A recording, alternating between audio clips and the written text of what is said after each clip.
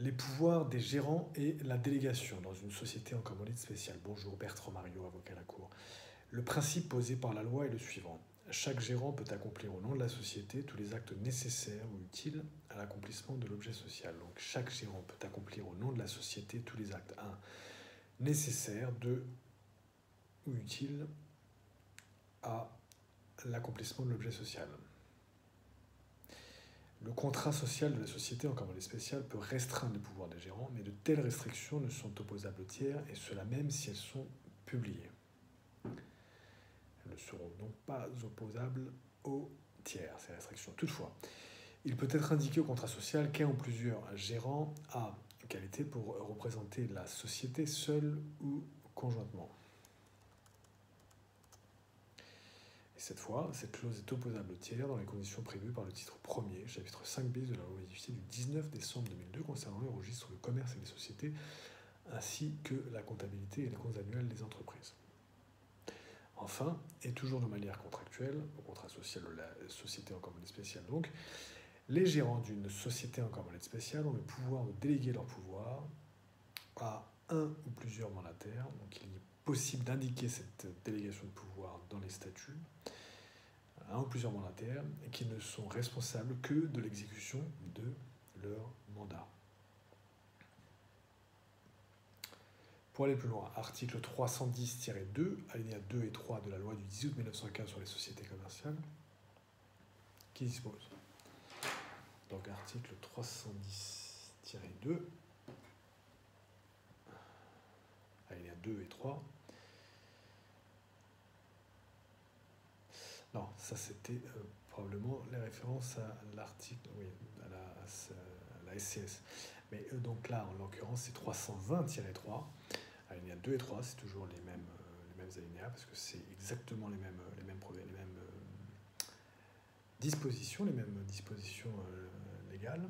Donc, alinéa 2 et 3 de l'article 320-3, les gérants qui n'ont pas la qualité d'associé commandité sont responsables conformément à l'article. Bon, ça c'est l'article 320-3, alinéa 2.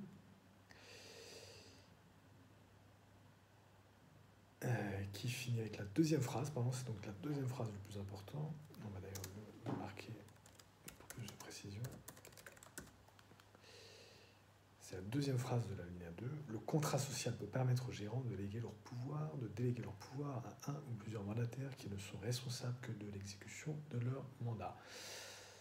Voilà pour la référence à la délégation à l'article 320-3, c'est in fine de l'alinéa 2. Donc, fin de la citation. Et ensuite, il s'agissait, comme source importante pour l'exposé de ce jour, de l'alinéa 3 de l'article 320-3. À moins que le contrat social n'en dispose autrement, chaque gérant peut accomplir au nom de la société tous les actes nécessaires ou utiles à l'accomplissement de l'objet social. C'est le principe. Les restrictions apportées par